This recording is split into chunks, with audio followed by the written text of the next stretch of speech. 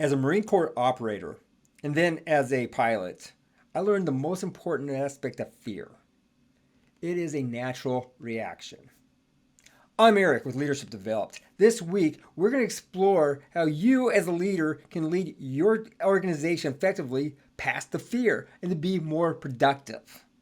I'd like to thank Maggie from Friends on Fire for her presentation of how she was overcoming her fears of going into retirement in her early 40s.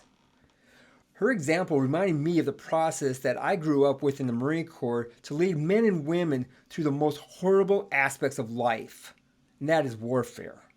Her presentation had a familiar formula in which it resonated with me to be able to remind me of how we can teach leaders to overcome and rise above that fear. As I said earlier, fear is a natural reaction. It makes us fight, flight, or freeze. However, if trained well in understanding fear, that fight, flight, or freeze no longer becomes a reaction. It actually becomes a choice. It helps us optimize the solutions for the situation that we find ourselves in. There's little information on the internet that talks about how leaders can move their people from fear and be able to have a positive impact for the situation that they're going through. The ideas that I'm presenting not only will help you to overcome your fear as a leader, but will help you move your organization past those fears as well to be more productive for grabbing the best solution that you have available to you. First thing you have to do, you have to identify the fear. List them out individually. By identifying the fear, you have now given it a name. You've defined it. You have now made it a target. It is no longer some ambiguous thing that makes you feel anxious. It is a target that allows you to be able to say, we have to deal with this. You have to list them out individually. The second part now is to take these fears and to list out what's the worst that could happen with this situation and what's the best that could happen with this situation. As you're writing them down, you're going to find that between these two brackets, somewhere lies the more possible answer. Evaluate the situation. What do we know about the situation? What do we not know about the situation? And what are we assuming? See, the biggest cause of problems is not that they know it, is that they assume they know it.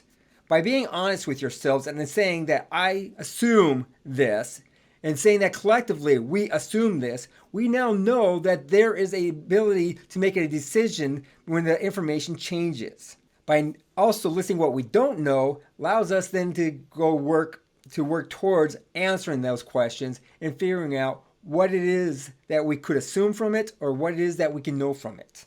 We're going to take these individual fears and we're going to group them by commonality. By grouping them, it allows us then to be able to take care of multiple fears probably with one single effort.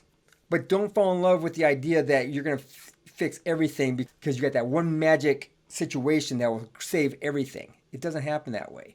By addressing them and knowing what's common about them, you're able to eliminate different layers of that problem. Next, determine what can you control and what you cannot control. This will allow you to be able to effectively bring your team together and say, this is the things that we need to take care of. And these are the things we can't take care of, and this is how we'll deal with them when they do arise. Next, we're going to prioritize from the most concerning thing to the least concerning thing. Why? Because we want to pay attention or put our main effort towards the most concerning thing, the greatest issue that we have a fear of. And then working our way down through the commonalities, be able to eliminate as much as possible. Can't eliminate everything. If you can, great, good job. Otherwise, eliminate as much as you can and eliminate as much as you can control. There's things you can't control, and that's where courage now comes into play. Courage is not the removal of fear. Courage is the ability to deal with fear and to positively act on the situation. Now we're going to create a plan to positively affect each situation, to make it work towards our end goals. And then as a leader, we're going to execute this by example.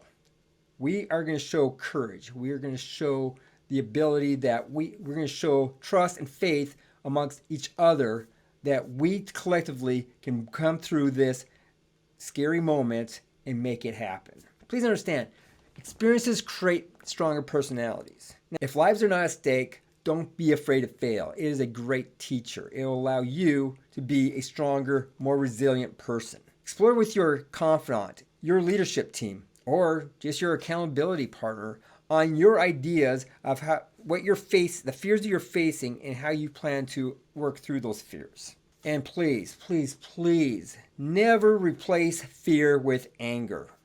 It is what creates misplaced anger within the society in where everyone's angry, but yet they're not dealing with the fear that needs to be overcome. By getting angry at the fear makes it worse, makes you intolerable, in fact. Trust me, they call me Landmine for a reason, because I always hid my fear in anger. By being upfront, telling my people, these are my concerns, how are we going to rise to the occasion, and getting the confidence from them that my ideas for a solution are great and they have ideas for the solution that will make it better. We come together to overcome these fears. This is not just a leader by themselves. This is that top-down planning, bottom-up refinement. It happens everywhere. It's consensus planning, in fact. I hope that this example that I presented to you will help you be able to not only just get over your own fears, but be able to lead your crew effectively, your organization effectively through these fears as well. If you haven't already, hey, do me a favor. Please hit that subscribe button. Also, please give us a like if you really enjoyed this. Help us spread our message to other growing leaders so they can be successful. Let us get rid of these arrogant, crappy bosses that are out there, and let's have a better future. Let's have better leadership. Let's have a better culture. It is up to us to make greater organizations. It is up to us to be able to lead effectively. I'm Eric Landblom. If you haven't seen this video is kind of like where I've been for the last 3 weeks. All right? Take a look at it. It's pretty important to me. So, we will talk to you guys next time.